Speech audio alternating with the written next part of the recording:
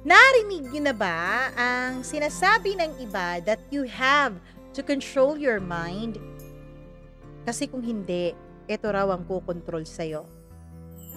Yung sinasabi nilang dapat kontrolado daw natin ang ating emosyon. Dahil kapag nakontrol natin ang ating emosyon at ang ating pag-iisip, yun daw ang magiging basihan kung gaano tayo kamakapangyarihan bilang tao. Pero paano kung sa halip na ikaw ang kumontrol sa emosyon at isipan mo, ay ang mga ito ang may hawak ng iyong pagkatao at buong buhay? Ano-ano nga ba ang magiging consequences kung hinayaan mong pumaibabaw ang iyong emosyon, lalong-lalo na kung ang emosyon na yun ay madilim? Nako, nakakaintriga ang intro. Nakakaintriga naman talaga itong kwentong ito. Kaya wag na nating patagalin pa. Simulan na natin ang inyong paboritong programa, assuming ako, ang Dear Mama Mia.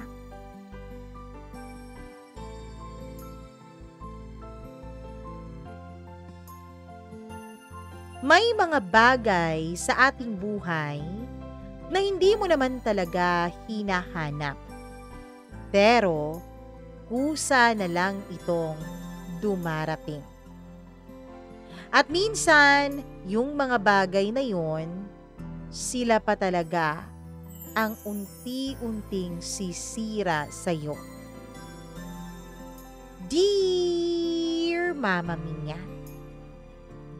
nung una ko siyang makita, wala naman talaga akong plano.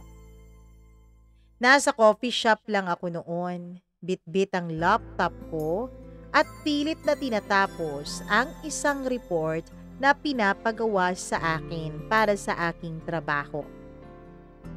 Martes ng hapon iyon, hindi masyadong maraming tao ang coffee shop. Nasa may sulok ako, yun ang paborito kong pwesto. Malapit sa may bintana para may liwanag. Pero sapat lang ang layo sa ibang tao para hindi naman nila ako istorbohin. Humigop ako ng mainit na cappuccino na siyang paborito kong inumin sa coffee shop na yun. At tinapik ang touchpad ng aking laptop. Nakakunot ang noo ko habang sinusuri noon ang mga figures na nasa spreadsheet sa harapan ko. Tapos, dumating siya. Kung una ko lang napansin ay yung tunog ng pintuan ng coffee shop na bumukas. Kasunod ay ang malamig na simoy ng hangin mula sa labas. Napalingon ako at doon ko siya unang nakita. Isang lalaking matangkad, simple lang ang suot. Plain black shirt, faded jeans, at puting sneakers. Pero iba ang lakas ng dating niya. Parang bawat hakbang niya ay may sariling kumpas na hindi pwedeng hindi mo mapansin. Naupo siya sa table, 2 mesa mula sa akin. Inilapag niya ang backpack sa tabi ng upuan. Kinuha ang kaniyang cellphone at sandaling ngumiti sa sarili bago umorder doon sa barista. Hindi ko alam kung bakit ko siya pinagmamasdan.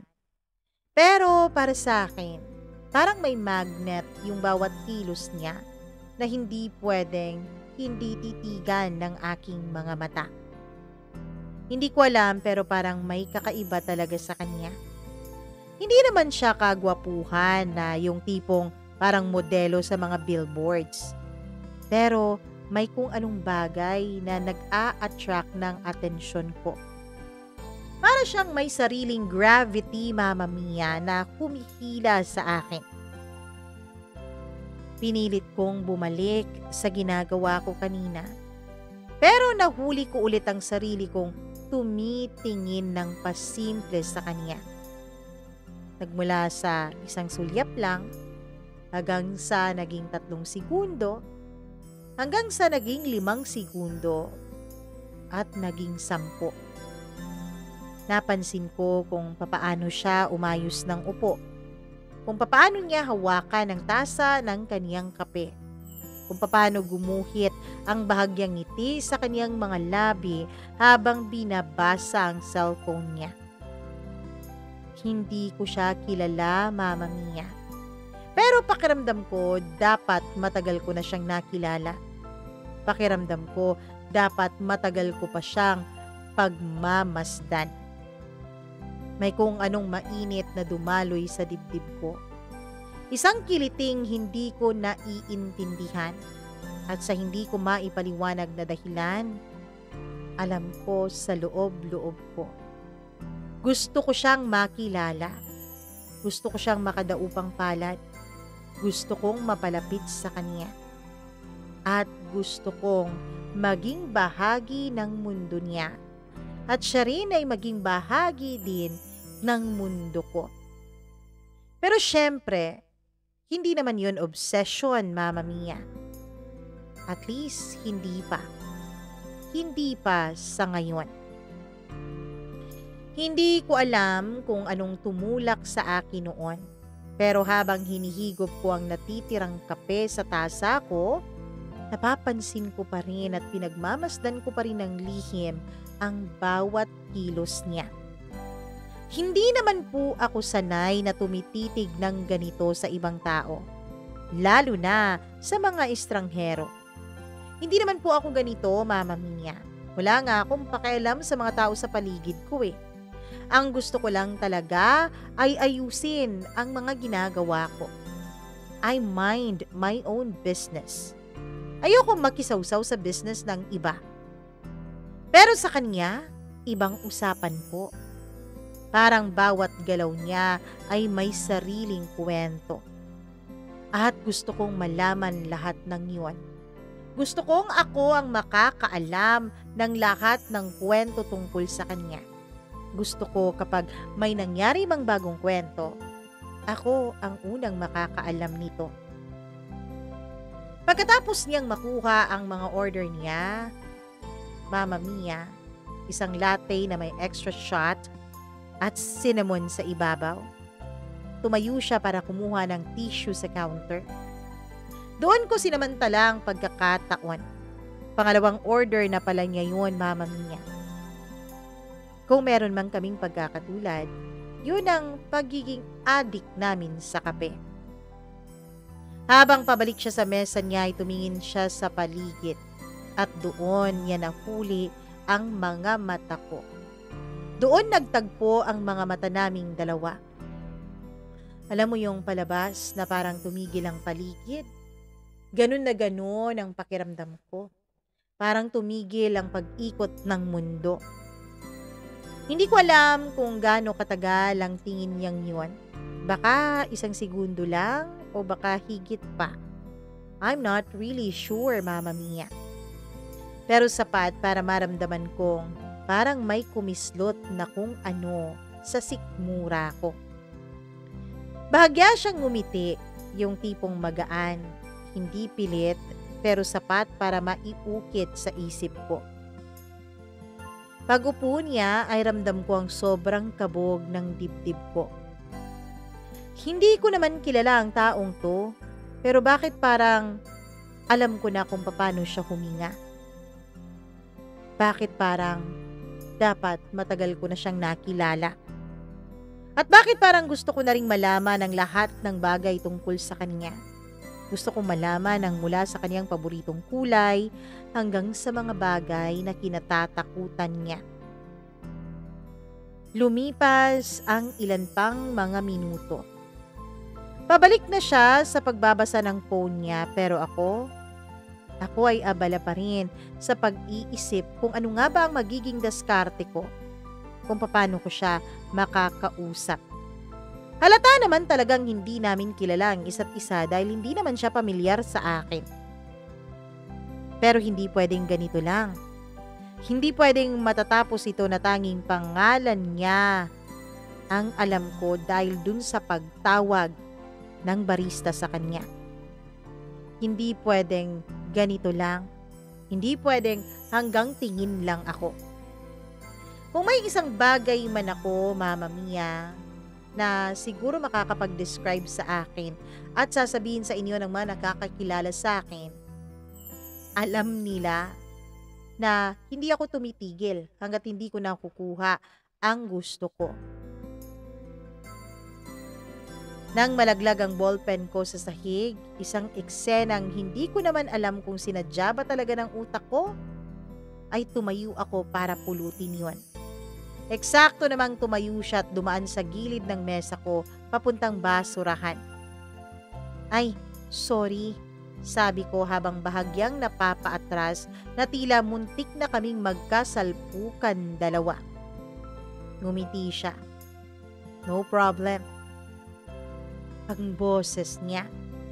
Mababa pero malambot.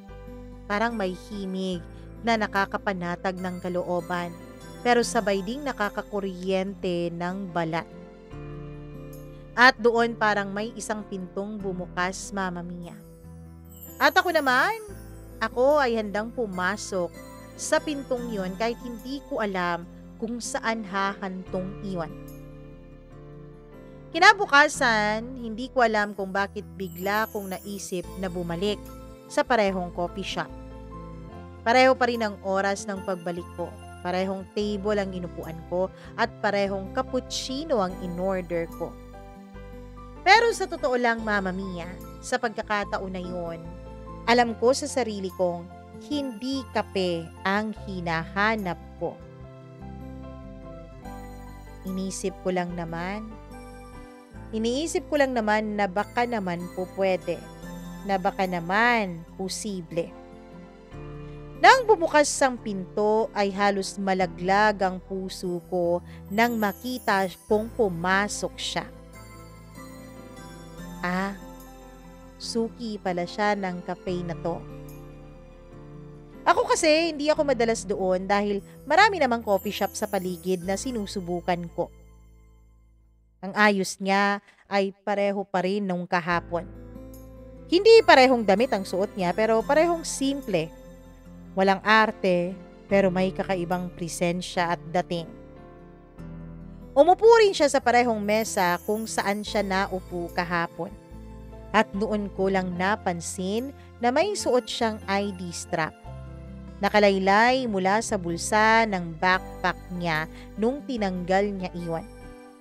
Hindi ko mabasa mula sa kinauupuan ko, pero malinaw ang logo ng isang kumpanyang kilala ko naman kung saan. Nagsimula siyang umorder. Mabilis akong sumulyap at doon ko nabasa. Lawrence Ricardo. Yun na lang ang itawag natin sa kanya kahit hindi naman yon ang totoo niyang pangalan, Mama Mia. Paulit-ulit kong binigkas sa isipan ko ang pangalan niya. Para bang may sariling tunog sa dila ko na ako lang ang nakakarinig. Lawrence. Parang bagay sa kanya. Parang sinadya ng mundo na ibigay sa kanya ang pangalan na iyon.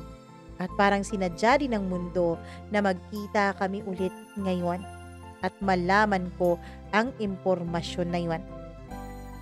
At sa mismong oras na yon, nakabukas ang laptop at cellphone ko. Kahit 2 mesa lang ang pagitan naming dalawa, ay nagsimula na akong maghalungkat online. Facebook, Instagram, LinkedIn. Sa una, walang masyadong itsura. Marami kasi ang nakaparehong pangalan niya sa social media. Pero nang makita ko ang isa na nakatag sa parehong kumpanya na nakita ko sa sling ng ID niya at may larawang kuha sa coffee shop na yon, ay alam kong siya na yon.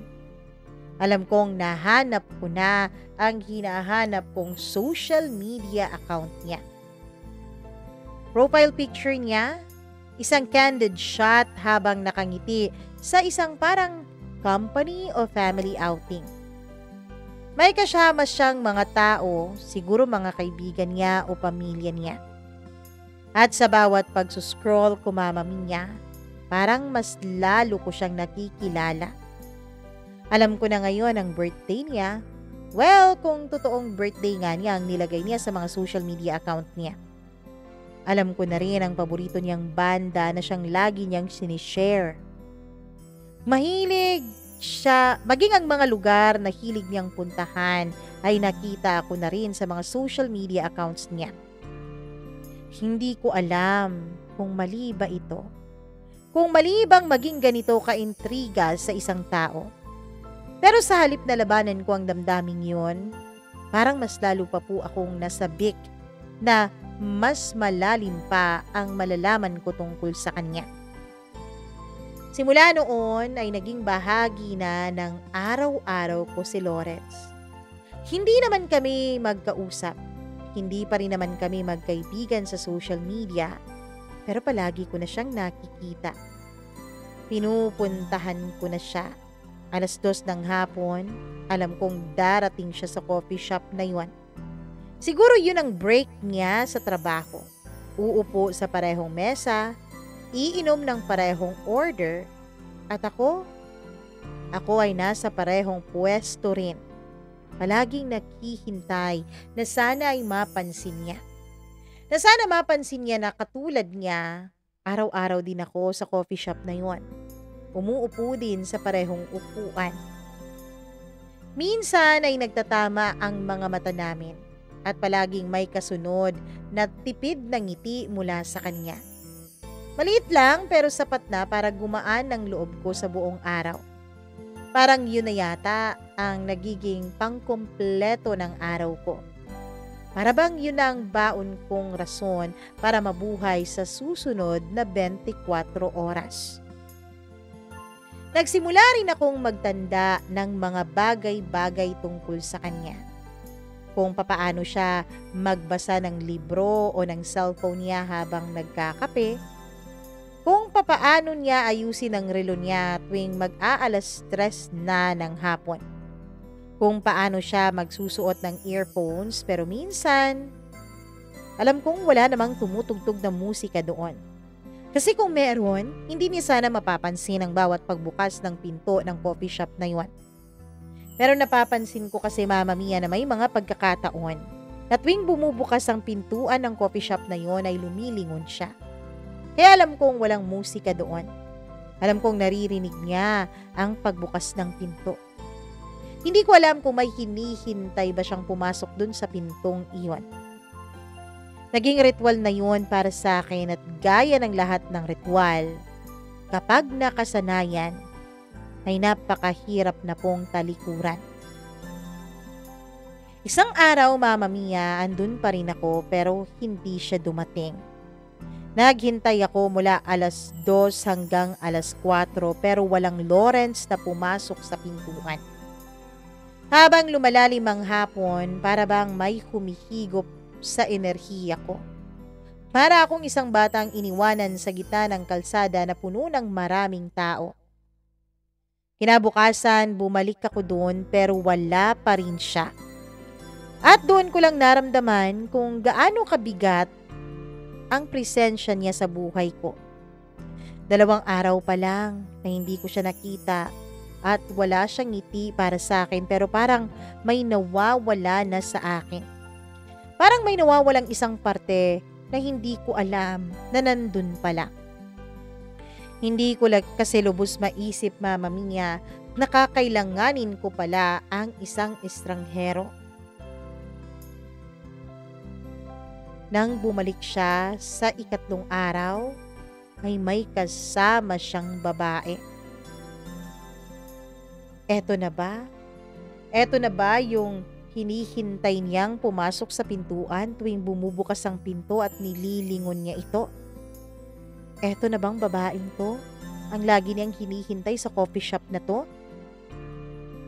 At doon nagsimula ang masakit na parte nitong aking kwento. Hindi ko inaasahan ang pakiramdam na sumalubong sa akin nang makita ko siyang pumasok. Hindi mag-isa tulad ng dati, kundi may kasamang babae. Maganda. Maganda ang babaeng yun, Mama Mia. Maputi, mahaba ang buhok, maayos ang mukha kahit walang masyadong makeup. Nakasuot siya ng simpleng puting dress na bumagay naman sa hubog ng katawan niya. At may dala rin siyang maliit na shoulder bag na siguro cellphone at lipstick lang ang kasya. Naupo sila sa parehong mesa na madalas inuupuan noon ni Lawrence. At doon ko lang napansin kung gaano siya ngumingiti ngayon. Hindi tulad ng dati na maliit at matipid ang ngiti niya tuwing nagkakasalubong ang mga mata naming dalawa o tuwing kapag binibigyan niya ng ngiti ang barista. Hindi katulad ng bahagyang ngiting ibinibigay niya sa akin tuwing magtatama ang aming mga mata, tuwing nagkakatinginan kaming dalawa. Ang ngiti niya ngayon na may kasama siyang babae ay tila ba mas malawak, mas buhay, mas masaya. Pero para sa akin, mas masakit yun sa mata at lalong mas masakit sa aking dibdib. Pinilit kong ibaling ang atensyon ko sa laptop ko pero halos wala akong magawa noon. Nakikinig ako ng palihim sa mga tawanan nila. Sa mahihinang bulungan na parabang sila lang ang tao sa mundo. Nakikita ko kung paano siya tumingin sa kanya. Mata sa mata. Walang ilangan, walang hiyaan. At ang pinakamasakit doon, Mama Mia, nakikita kong genuine ang kasiyahan niya. Parang unti-unting pumupunit sa akin ang bawat segundo noon. Nagsimulang mag-init ang palad ko at ramdam kong mabigat na ang paghinga ko. Hindi ko alam kung dahil sa inggit o dahil sa takot na baka may minamahal na siya at baka gaya nga ng inaasahan ng utak ko. Mahal niya talaga ang babaeng ito. Nang umalis sila, ay sinundan ko sila ng tingin hanggang sa tuluyan na silang mawala sa mga mata ko. At dun ko lang napansin na bago sila lumabas, bahagya pala siyang humawak sa kamay ng babaeng ito. Napakasakit. Parang may sumaksak sa aking dibdib. At doon nagsimula ang isang panibagong misyon sa isip ko. Kinagabihan, Mama Mia, hindi ako makatulog. Nakaupo lang ako sa harap ng laptop ko. Bukas ang Facebook profile ni Lawrence. Muli kong tiningnan ang mga litrato niya. Ngunit ngayon, mas sinuri ko ang mga taong nasa paligid niya. Mas naging mapagmatsyag ako. Para akong nagkaroon ng instant mata ng mga lawin. Sa ikatlong album mula sa huling post niya ay nakita ko na ang hinahanap ko. Ang babaeng kasama niya kanina sa coffee shop. Nakasuot siya ng parehong puting dress pero ibang araw yun. Nakalagay sa caption, "With my bestie, Lawrence." Bestie? Bestie talaga? Pero hindi naman ako tanga. Hindi ganun tumingin ang isang lalaki sa kanyang bestie. Hindi ganun kahigpit ang hawak ng mga kamay habang nagpapalitrato ng lalaki't babaeng magbestie lamang.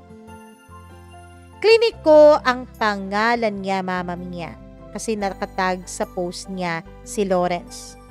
Nag-scroll ako sa profile niya. Madaling makita ang mga post kasi karamihan sa mga post niya ay naka-public naman. Na para bang nag-aambisyon ata siyang maging isang public figure. May mga selfie nilang dalawa ni Lawrence. Mga pictures mula sa iba't ibang lugar. At habang mas marami akong nakikitang litrato nila sa profile niya, ay mas lalong bumigat ang dibdib ko, Mama Mia. Hanggang sa makita ko ang isang post na 3 linggo na ang nakakalipas sa kanyang Instagram account. Yes, pati Instagram niya nahanap at nakita ko rin. Picture nilang dalawa sa isang restaurant. Magkatabi at magkahawak ang mga kamay sa mesa. At ang caption, "Date night with my love." Tumigil ang paghinga ko. Parang binuhusan ako ng malamig na tubig. Date night with my love? So, hindi nga sila mag-bestie. Sila ngang dalawa talaga. Pero hindi pwede to. Hindi niya alam na narito ako. Hindi niya alam na kami ang tinadhana para sa isa't isa. Na kami yung dapat.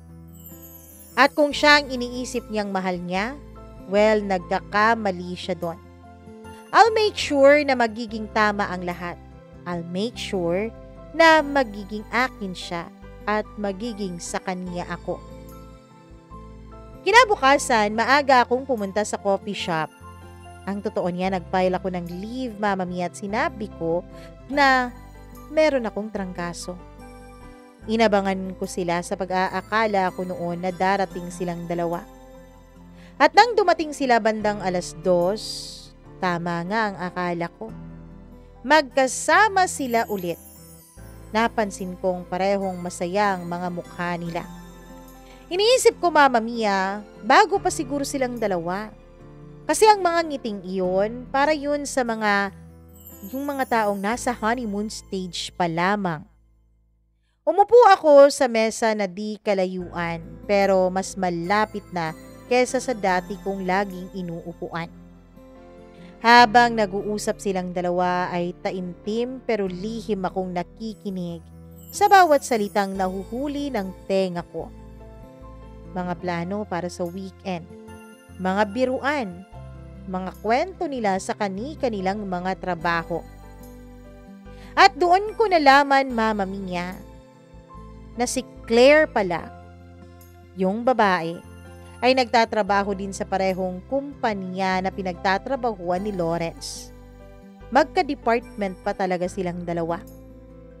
Nang mag-CR si Claire ay naiwan si Lawrence mag-isa at doon ako kumilos. Lumapit ako. Dala-dalang tasa ako. "Excuse me, hi. Ikaw yung madalas kong nakikita dito, di ba?" Napatingin siya sa akin. Na tila ba nagtataka, tila ba walang kaalam-alam sa sinabi ko. Ouch, masakit yun ah. Parang hindi niya talaga ako napapansin. Oo, siguro. Madalas din kasi ako dito eh. Ngumiti ako. Pareho pala tayo, ako rin madalas dito. By the way, I'm Anna. Lawrence, sagot niya. Sabay abot ng kamay niya. Mainit ang kaniyang palad at kahit isang segundo lang na nagkadaupa ang mga palad namin at nagkadikit ang aming mga balat, ay parang tumigil ulit ang paligid ko, gaya nung una kaming magkatinginan dalawa. "Nice to finally meet you, Lawrence," sabi ko. "Matagal na rin kasi kitang nakikita rito eh. Parang same schedule ata tayo ng pagpunta dito." Tumawa siya ng mahina. "Oo, siguro. Siguro dahil pareho rin tayong mahilig sa kape, ano?"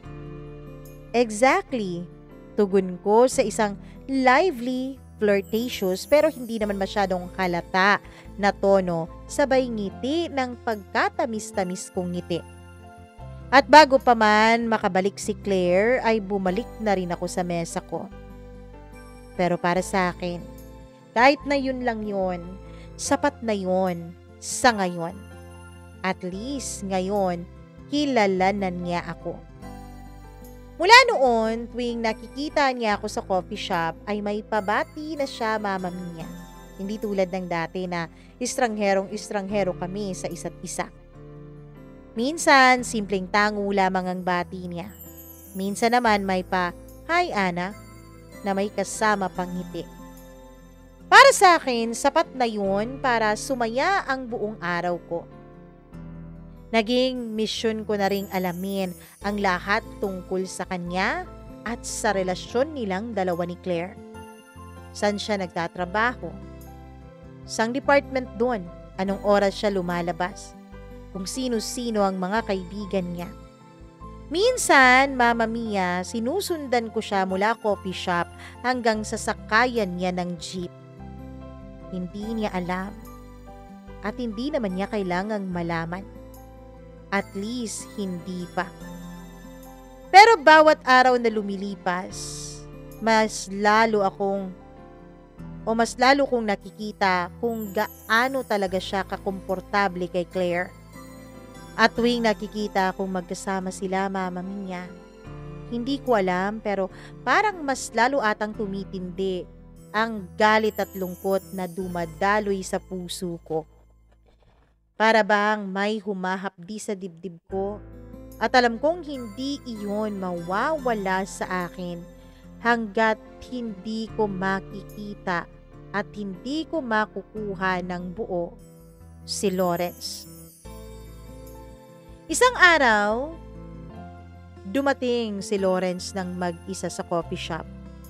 Walang Claire na nakaangkla sa braso niya.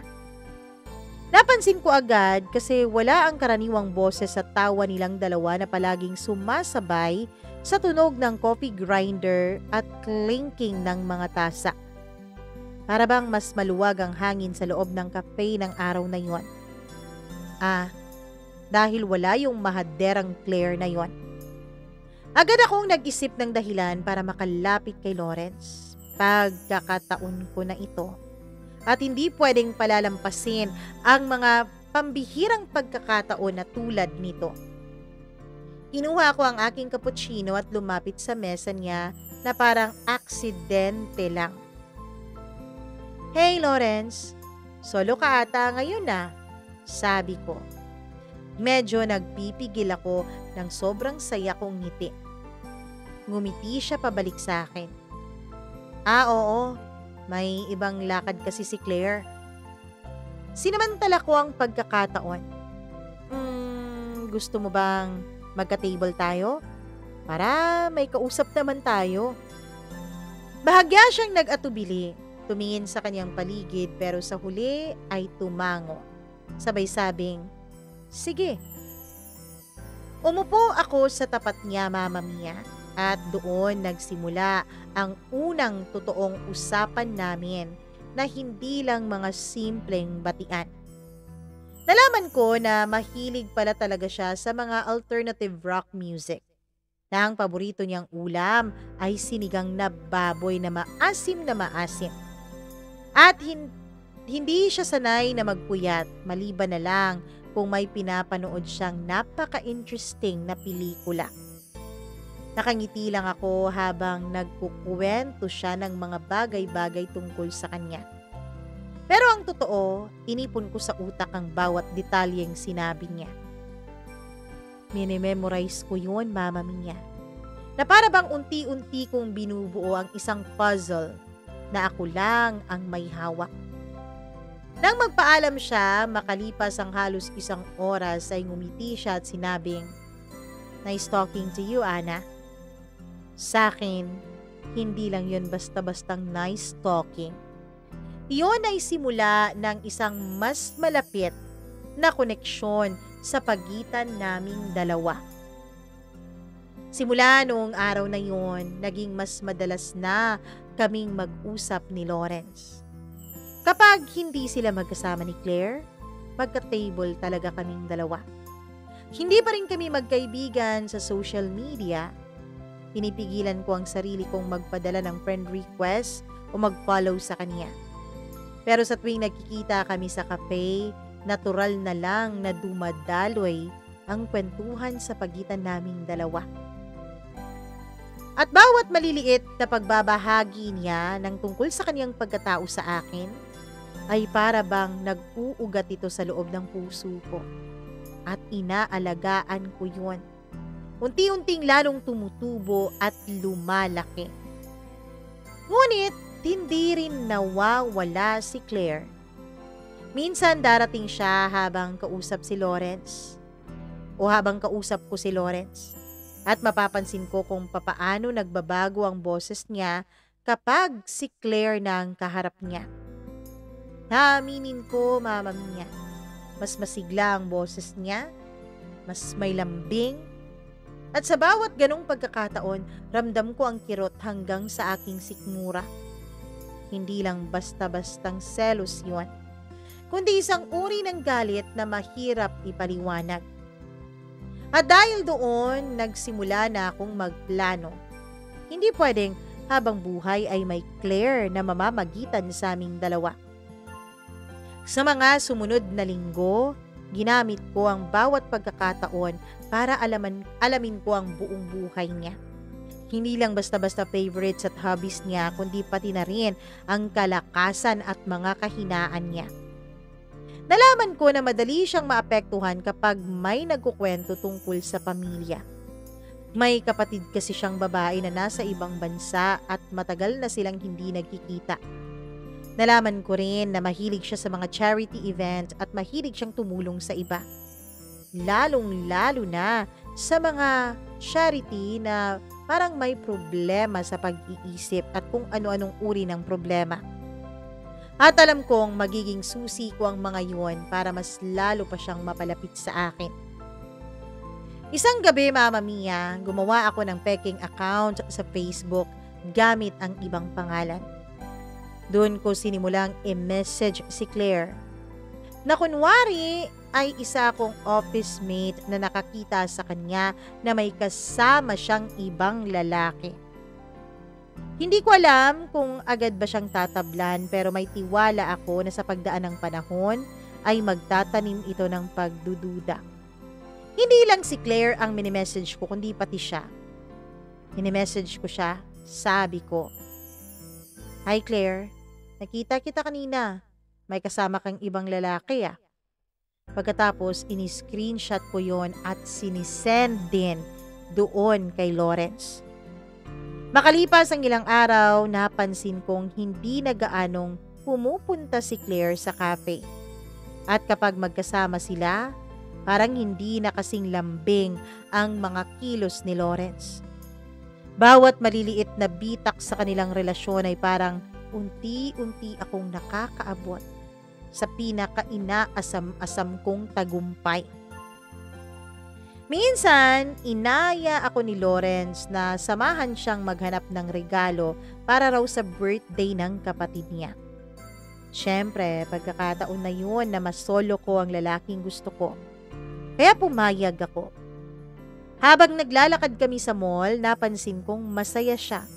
Magaan ang loob niya. Parang nakalimutan niya kung anumang problema nilang dalawa ni Claire sa relasyon nila. At doon, sa gitna ng maraming tao, ay nagawa kong pasimpleng dumikit ng bahagya sa braso niya. Hindi siya umiwas, Mama Mia. Para sa akin, iyon ay isang malaking pahiwatig na. Kahit para sa kanya ay baliwala lang yun o baka wala lang yun, pero hindi na yun mahalaga. Ang mahalaga sa akin ay unti-unti na akong nagkakaroon ng espasyo sa kanyang mundo. Simula noon, hindi na lang kami sa cafe nagkikita. Sinusundan ko na rin siya minsan mula sa opisina. Tinitingnan ko kung saan siya dumadaan pa uwi. Alam ko na ang oras ng pag-uwi niya, kung anong rota ng jeep ang sinasakyan niya. Pati nga kalye kung saan siya lumiliko bago siya mawala ng tuluyan sa paningin ko ay kabisadong-kabisado ko na. Minsan, nakatayo lang ako sa kabilang kanto. Pinapanood siyang pumasok sa apartment na alam kong nirerentahan niya. At tuwing ganun, may pakiramdam ako na para bang akin na siya. Kahit hindi pa totoo yun. Kahit sa panaginip ko pa lang ang bagay na yun. Sa isip ko noon ay kami na Mama Mia. Sa utak ko, kami ang magkasama sa bawat almusal, sa bawat pagbiyahe at sa bawat pagtulog tuwing gabi. Sa tuwing naiisip kong kasama niya pa rin si Claire, nakakaramdam talaga ako ng pag-iinit ng ulo ko at pag-akyat ng dugo ko dahil sa inis, sa selos at sa galit. Hindi ako natutulog ng mahaba. Bumaba ang timbang ko pero hindi ko yun ininda. Dahil ang bawat minuto na hindi ko ginugugol kay Lawrence ay parang isang oras na ninakawan na ako ng buhay. Isang gabi, nakita ko silang dalawang nag-aaway sa labas ng cafe. Hindi ko narinig lahat ng pinag-usapan nila pero malinaw na may tensyon sa pagitan nilang dalawa. Nang umalis si Claire ay naiwan si Lawrence na nakaupo mag-isa. Hawak-hawak ang noo niya at lumapit ako. "Lawrence, okay ka lang ba?" Tanong ko na kunwari ay nag-aalala ako. Tumango naman siya pero halatang mabigat ang kalooban niya. At doon siya unang nagkwento sa akin ng mga detalye tungkol sa kanilang relasyon. Alam ko, Mama Mia, alam ko na yun na ang simula ng kaniyang pagbubukas ng buhay niya sa akin. Sa sumunod na linggo, mas madalas kaming magkasama ni Lawrence kaysa sa dati. Minsan after work, magte-text siya sa akin. Inaaya niya akong mag-dinner daw kaming dalawa. Minsan naman, maglalakad-lakad lang. At habang lumalalim ang gabi, nararamdaman kong mas nagiging malapit siya sa akin. Pero Mama Mia, hindi pa rin umaalis noon sa buhay niya ng tuluyan si Claire. At yun talaga ang isang bagay na hindi ko matanggap. Yun talaga ang isang bagay na kinaiinis ko sa tuwing pumapasok sa utak ko. Hanggang dumating ang araw na unang sumabog ang lahat. Nakita ko si Claire dun sa cafe, mag-isa. Lumapit ako sa kanya. Dala-dala ang isang muka ng isang kaibigan. Pumunta pa talaga ako ng CR at pre-practice ko ang kunwari ay pakikipagkaibigan at concern kong muka. Sinabi ko ang lahat ng gusto kong marinig niya. Sinabi ko na oo, si Lawrence ay madalas akong inaayang lumabas. Sinasabi ko sa kanya na para bang may something na namamagitan sa aming dalawa ni Lawrence. Pero syempre, hindi yun parang harapan, garapalan, hindi ganoon, Mama Mia. Subtle lang. Minsan sinasabi ko sa kanya na, alam mo, swerte ka kay Lawrence. Ang saya niyang kasama kaya. Alam mo, kagabi nag-dinner kami, tawa kami ng tawa, ang saya niyang kausap. Kaya swerte ka sa kanya. Sinasabi ko yun kay Claire pero unti-unti kong tinataniman ng paninibog ko ang utak niya. Hindi ko alam kung naniwala siya kaagad pero makalipas ang 2 araw, napansin ko na mas lalong dumalang na hanggang sa wala na nga si Claire sa paligid. Isang araw, nauna ako dun sa coffee shop. Noong bumukas ang pinto ay nakita kong si Lawrence yun pero nagkunwari akong hindi ko siya nakikita. Pinokus ko kunwari ang sarili ko sa cellphone ko. Para naman hindi niya masyadong halata na inaabangan ko lagi ang pagdating niya. Bago pa siya umorder dun sa counter ay lumapit siya sa akin. "Hi Ana." "Oh Lawrence, ikaw pala. What brings you here?" Oo nga pala, schedule mo na." Sabi ko na may halong pagkukunwari. Pero kita ko naman sa mukha niya na may mabigat siyang pinagdadaanan. "We broke up," sabi niya. Alam ko, halata na parang hindi niya gustong makita ko ang lungkot sa mga mata niya. Pero sa loob ko, alam kong nalungkot siya. Pero imbes na masaktan ako para sa kanya, ay parang may sumabog pang paputok sa dibdib ko. Parang ang saya-saya ko. Parang ang mga fireworks na yun ay nagliliparan sa utak ko. Ngayon wala nang humahadlang. Ngayon, pwede na akong pumasok ng buo sa buhay niya. Oh no, what happened? Pagkukunwari ko pang tanong. Wala lang, ganun talaga eh. Baka hindi kami compatible sa isa't isa. Ganun naman ang relasyon, 'di ba? Hindi naman porket may nararamdaman kayo to each other, magtatagal na kayong dalawa. Minsan nga, yung mga relasyong akala mo hindi magtatagal, yun pa talaga ang nagtatagal. Depende yun sa compatibility ng dalawang tao. Oh, kumusta ka naman? Ayos ka lang ba? Do you want me to talk to Claire? Kunwari ko pang offer ng pagtulong. No, wag na. Final na rin ang desisyon namin. Hindi talaga kami magkasundo eh. May mga bagay na hindi natin dapat pang ipilit. Siya nga pala, o-order muna ako ah. Naka-order ka na ba? Umiling ako. No, hindi pa. Kakarating ko lang kasi. O-order sana ako pero may na-receive akong text. Kunwari ko pa at pilit na tinatago ang sobrang kasiyahan na nararamdaman ng aking puso. Okay, ako na o-order for you. Cappuccino, right? Favorite mo? Sige na, ako na bahala, my treat. Ano to, Independence Day treat? Biro ko sa kanya. Well, pwede. Pagkatapos ay tumalikod na siya at pumunta na sa may counter. Tinitigan ko siya. Naging masaya ako. At simula nga sa araw na yun ay mas naging madalas pa na magkasama kaming dalawa ni Lawrence. Ngunit habang tumatagal, Mama Mia, napapansin kong hindi pa rin ako ang iniisip niya palagi. May mga sandaling nakikita ko siyang bigla-bigla na lang tumatahimik at nakatulala.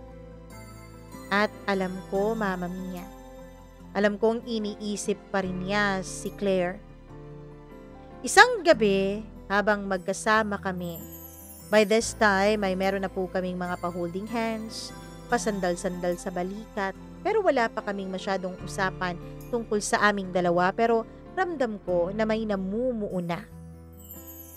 Biglang tumunog ang phone niya. Lumingon ako doon at nakita kong rumehestro ang pangalan ni Claire. Tumayo siya, Mama Mia. Pagkatapos ay sinagot niya yon. Gusto kong magwala. Gusto kong magalit kung bakit niya sinasagot ang babaeng yon. Pero alam ko na wala pa akong karapatan na gawin yon. Alam ko na kapag ginawa ko yon at pinakita ko sa kanya ang ganong ugali, ay madidisappoint siya. Baka layuan niya ako. Kaya nagkunwari akong wala lang, Mama Mia. Dahil nga lumayo siya, hindi ko alam kung ano ang kanilang pinag-usapan. Pero isa lang ang alam ko at napansin ko. Pagkatapos ng gabing iyon ay parang naging mailap sa akin si Lawrence. Para bang unti-unti siyang gumagawa ng pader sa pagitan naming dalawa. Doon ko napagtanto. Kung hindi ko siya makukuha ng buo, wala ring silbi ang lahat. Hindi ko siya pwedeng ibahagi sa iba. Hindi siya pwedeng bumalik kay Claire. At lalong hindi siya pwede na mawala sa akin. Isang gabi, Mama Mia, sinundan ko si Lawrence pauwi. Hating gabi na. Galing siya sa isang inuman kasama ang mga kaibigan. Tinawagan ko siya nung gabing yon. Tinanong ko kung magdi-dinner kaming dalawa. Pero sabi niya sa akin, wag daw muna ngayon dahil busy siya. Alam mo, lagi ka na lang busy. Wala ka na yatang time for me eh. Kunwari ay pagtatampo ko. Pero iniisip ko noon, Mama Mia, iniisip ko na baka nagkita silang dalawa ni Claire. Kaya naman tinanong ko siya kung sino ang mga kasama niya. Sabi mga kaibigan. Pwede ba akong sumali? Tanong ko. Sorry Ana ha, kasi matagal na kaming hindi nagkikita ng mga kaibigan kong to eh. Sa susunod na lang kita isasama. Sa susunod na lang kita ipapakilala. Pero hindi ako kampante doon. Kaya naman nag-early out ako sa trabaho. Pumunta ako sa harap ng building ng opisina nila. Nung labasan na ng trabaho ay nakita ko siya. Papalabas na siya. Pagkatapos ay may sumalubong sa kanya na 3 lalaki. Meron pa silang signature na handshake. Ilang sandali pa ay lumakad na sila. Sinundan ko sila, Mama Mia. Habang papasunod ako sa kanila ay bigla kong nakita si Claire kaya nagtago muna ako sandali. Nung nasigurado kong ibang rotang dinaanan ni Claire ay agad akong sumunod kina Lawrence. Dapat ay umalis na ako doon dahil iba naman ang rota ni Claire pero malay mo naman, Mama Mia. Kung maya-maya lang ay sumunod ang babaeng ito sa kanila, diba? Kaya sinundan ko sila hanggang sa makapasok sila sa isang maliit na inuman. At nag-inuman na nga sila. Hating gabi na nung natapos sila. Nang makapasok siya sa kanyang apartment ay sinundan ko siya. Pumasok ako bago pa niya maisara ng tuluyan ng pinto. Nagulat siya. Gulat na gulat siya. Ana, what are you doing here? Sagot niya. Kahit na alam kong lasing na lasing siya ay pinipilit niyang aninagin ang mukha ko. Ngumiti ako. We can be together now. No one else. Just us. Pagkatapos noon ay siniil ko siya ng halik. Pilit niya akong tinutulak pero wala na siyang lakas dahil sa kalasingan niya. Pagkatapos noon, Mama Mia, ay hindi na rin siya nakapagpigil. Nagalikan kaming dalawa hanggang sa napunta na nga kami sa kama. He was my first. Yes, he was my first experience.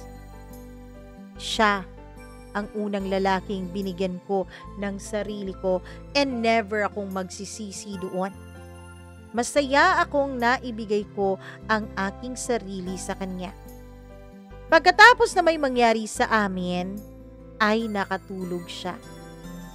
Kinabukasan, nagising ako nang tulog pa siya. Hindi ako nagsuot ng kahit na ano.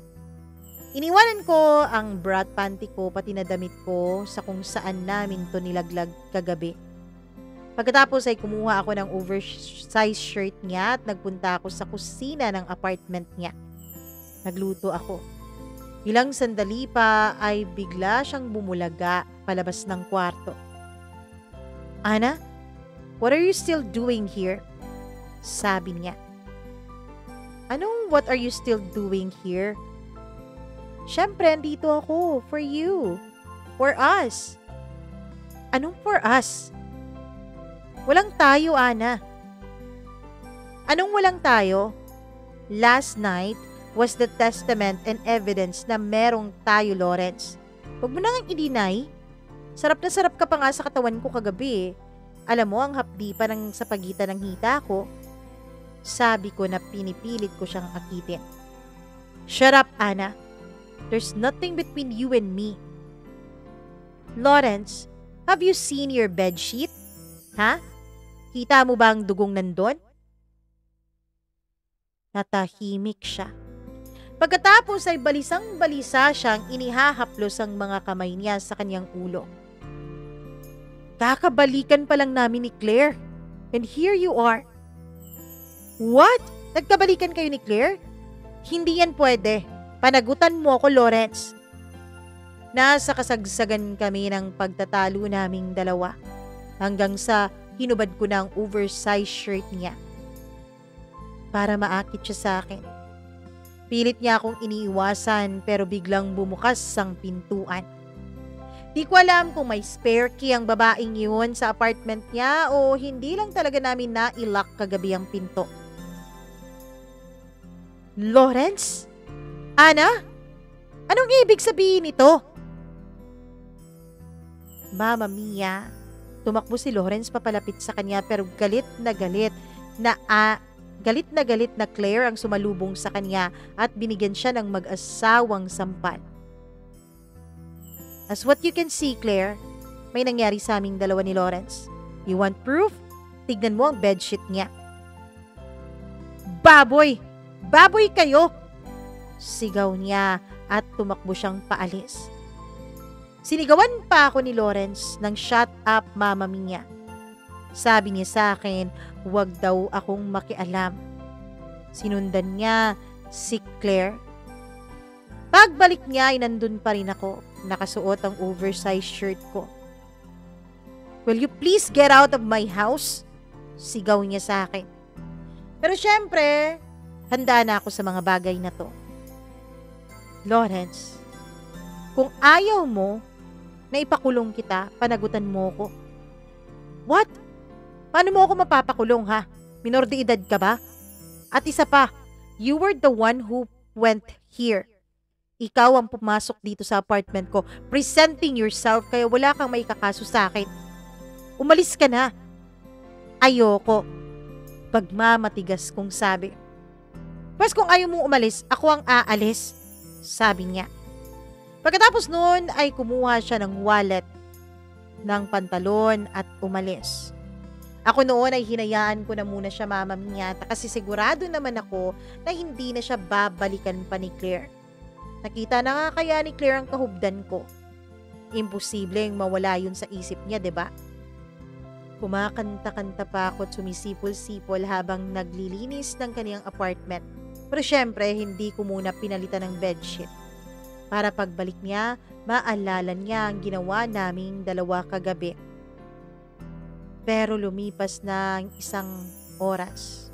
Hanggang sa naging 2, naging 3, hanggang sa gumabi na, walang Lawrence na bumalik. Tinext ko siya pero walang reply. Ilang minuto pa ay sinubukan ko siyang tawagan pero out of coverage area na ang cellphone niya. Pagkatapos nun, Mama Mia, ay hindi ko na siya makontak. Nag-leave ako sa trabaho. Lumipas ang 2 hanggang sa 3 araw, hindi pa rin nagpapakita si Lawrence. Hanggang sa may dumating sa apartment niya. Mga kaibigan raw niya. Oo nga pala. Ito yung mga kaibigan na sinasabi niya na nakita kong nakainuman niya nung gabing may nangyari sa amin. Lawrence will not be coming home. Nandito kami para pick upin ang mga gamit niya. No, hindi siya pwedeng umalis. Hindi niya ako pwedeng iwan. Miss, kung obsessed ka man sa kaibigan namin, wala kang magagawa. Ayaw niya sa'yo. May mahal siyang iba. Please respect yourself. Nagpumilit sila, Mama Mia, at halos magkasakitan pa kami. At dumating bigla yung landlady. Tumawag pala si Lawrence sa kanya at sinabing hindi na itutuloy ang pag-upa doon sa apartment. Kaya tutulungan niya ang mga kaibigan ni Lawrence para ilabas ang mga gamit nito. Nagtawag pa talaga kami ng pulis dahil ayokong umalis doon. At ayon nga sa sinabi ng pulis, hindi ko raw mapipilit ang isang lalaki. But he touched me. May nangyari sa aming 2. Pagsusumigaw ko dun sa presinto. Ma'am, kung hindi mo kagustuhan ang nangyari sa inyong 2, pwede ka pong mag-file ng kaso. Pero sa ngayon, na wala pang kasong na ipafile, hindi po natin pwedeng pilitin si Sir Lawrence na kitain kayo kung ayaw niya. Mama Mia, inis na inis ako. Nag-research ako agad kung paano ko siya mapapasunod at kung paano ko siya mapapaakyatan ng kaso. Kaya lang, Mama Mia, nung pumunta naman ako ng hospital para sa medico legal, ay wala namang nakitang pamimilit sa akin. Kasi wala naman talaga eh.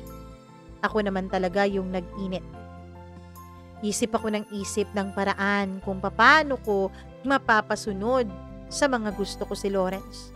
Kung paano ko siya mapapaikot sa mga kamay ko. Kaya lang, Mama Mia, ang hindi ko alam ay magiging huli pala sa akin ang lahat. Opo. 2 linggo lang matapos ang pangyayaring iyon, ay hindi ko na alam kung nasaan si Lawrence.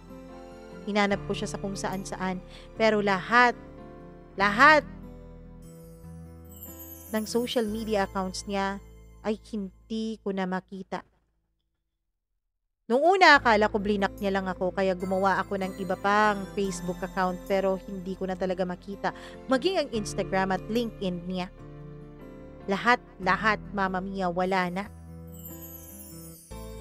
Hanggang sa hindi po ako dinatnan ng buwanan kong dalaw. Nung una, na-excite ako. Ibig sabihin, baka nagbunga ang nangyari sa aming dalawa ni Lawrence. Kapag nagkaganon, kapag nalaman niya, may pagkakataon pa na magsama kaming dalawa. Kaya lang, matapos ang halos 2 buwan ng pagiging delayed ng menstruation ko, ay bumalik naman ito. Hindi pala ako buntis. Hormonal change lang pala ang nangyari sa akin nung nagpa-check up ako. Sa ngayon, Mama Mia, ay wala na akong balita pa kay Lawrence. Pati kay Claire. Inistok ko na lahat ng mga kaibigan nila pero wala na talaga akong makitang kahit na ano. Sa ngayon, unti-unti ko pong tinatanggap ang mga kabaliwang ginawa ko. Unti-unti ko pong tinatanggap sa sarili ko na mali ang mga ginawa ko noon kay Lawrence. Kaya lang, masisisi niyo ba ako? Nagmahal lang naman ako ng isang tao. Isang taong handa kong ialay pati buhay ko para sa kanya. Kaya lang, tama nga siguro ang sinasabi nila. Wala tayong magagawa kung ayaw sa atin ng isang tao. Hindi ko alam kung tuluyan ba akong makaka-move on kay Lawrence o kung magkikita pa man kaming muli. Kung may nangyari mang ganon, huwag kayong mag-alala dahil susulat akong muli dito sa iyong programa. Hanggang dito na lamang po at maraming salamat, Mama Mia, sa pagbibigay mo ng panahon at oras para dito sa kwento ko. Naghihintay sa pagbabalik niya. Ana.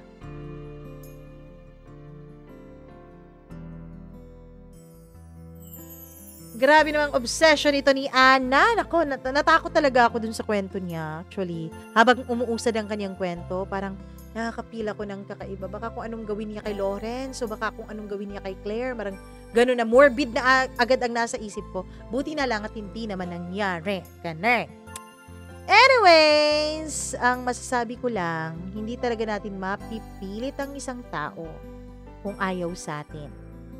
Hindi pwede na ipilit natin ang ating sarili sa isang taong wala namang pagpapahalaga sa atin, kagaya ng pagpapahalaga natin sa kanya.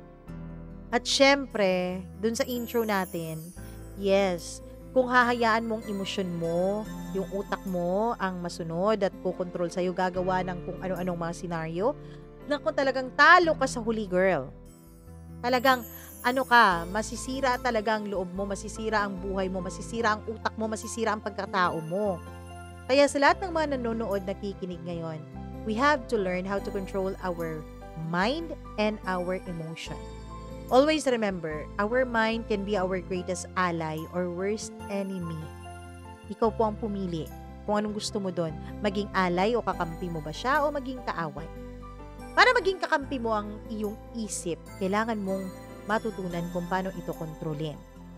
At dapat wag tayong magpadala sa ating mga emosyon dahil dyan talaga tayo nasisirang mga babae. Dyan sa sobrang emosyon na yan. Ako naman. Marami pa pong mga lalaki na handang ibigay ang mga gusto nating uri ng pagmamahal. At dun sa mga tamang tao sa buhay natin, dun sa tamang lalaki, dun sa tamang babae, hindi natin kailangan na mamilit. Hindi natin kailangang ipilit ang ating sarili. Hindi natin kailangang mag-pretend to be someone else dahil ang tamang tao, kung gusto tayo, gusto talaga tayo, gugustuhin tayo kahit ano pa man eh. Kaya sana, piliin muna natin na tanggapin kung sino tayo, mahalin ang ating sarili kung sino tayo, bago tayo mag-expect na tatanggapin at mamahalin din tayo ng iba. Maraming salamat sa pakikinig ninyo sa kwentong ito ni Ana. Naway marami rin kayong natutunan dito sa kwento niya dahil alam ko maraming pwedeng lesson dito sa kanyang kwento. Kaya sana matutunan nyo ito. Nako, bago ako umalis, nais ko munang sabihin sa inyo na paki-like at share naman ang video na to. At kapag nagawa nyo na yun, pakisigurado naman po na kayo ay subscriber na dito sa ating channel. Dahil kung hindi pa po kayo subscriber, nako, sana mag-subscribe na kayo dahil mayroon tayong goal. Charot! Napaka-ambisyosa ng goal natin, ang layo pa, pero sige na nga, hayaan na natin yun, diba? Hayaan na natin mga ambisyon tayo. Ang goal natin ay 100,000 subscribers by the end of this year. Yun po ang goal. Kaya sana tulungan nyo po ang inyong Mama Mia na maabot ang goal na yon. At bago din ako magpaalam, mag-hi muna ako sa ating mga joiners at members. Hello ako kay Maria Elena Abe, kay Maureen Tugab, kay Angeline Puaso, kay Freaky, kay Easy Gale, Mila Raduban, at kay Gimaras Girl. Maraming salamat po sa inyong pakikinig at panonood araw-araw dito sa ating kwento at syempre sa inyong pagpapamember. Sa mga nais makaalam kung ano ba yung membership na yan, ayan po sa baba, may join tab po dyan o join button, whatever you call it. Ayan, andyan po sa baba. Pwedeng i-click nyo yan tapos kayo na po ang mamili kung anong klaseng membership pa ang gugustuhin ninyo. Okay? Kung ayaw nyo naman, wala namang pilitan po. At syempre, subscribe lang talaga at click ng notification bell at panonood at hindi pagsiskip ng ads. Yun lang talaga masayang-masaya na ako. Kaya please. Hello din ako sa ating mga araw-araw ding nakaabang sa atin. Hi ako sa ating suki na si Lina Ladeza, Elizabeth Lagunday, Susan Boribor, Wilfredo Habaybay, Roslyn Caraballo. Hello rin ako kay Jay Cuazon, listening from Arayat, Pampanga. Hi sa inyo. Hi din ako kay Sugar Pie Honey Bunch. Hi Honey Bunch. Maraming salamat. Delia Vito, maraming salamat sa'yo. Hi din ako dito sa, hindi ko alam, Chinese characters, yung ano niya, yung kanyang pangalan. So, hindi ko mabasa. Hi din ako kay Nene Palmares, kay Dins Lumigid, kay meron pang isang Chinese character ulit. Hi din kay Jing Duyao. Maraming salamat. Hello rin ako kay Janice Villar, Christy Carpentero, kay Eden Calma, kay AAS 5143. Maraming salamat. Hi din kay Sai I or L604C. So inspiring daw. Maraming salamat. Jean8864 from Iligan. Thank you very much. Rosita Benavides. Thank you. Christy Dimitrial. Hi din ako kay RD Edria, kay Ramona Gonzalez, Virgil Lopez, Lailena Season, maraming salamat. Maricar Delubio. Hello rin ako kay Julieta Estralubio. Maraming salamat. Mondi8217 all the way from Taiwan. Thank you very much. Sally Buma, Grace Sarmiento, Magdalena Garcia, Maricel Mina, Mercedita Arabejo. Maraming salamat po. And Margie Flores. Sa lahat ng mga tagapakinig natin, thank you very much for always sticking by and thank you so much na lagi po kayong nandito. Kahit na meron kayong mga gustong gawin sa buhay ninyo, ay hindi kayo nang iiwan at nakikinig pa rin kayo nitong ating munting channel. I love you all so much. Kung meron po kayong sariling kwento na nais nyo pong ibahagi dito sa atin, mag-email lamang po kayo mamamiacdo0317@gmail.com. Ako po si Mama Mia. Mahal na mahal ko po kayong lahat. Mag-ingat po kayo palagi. Mwah! Love you. Bye!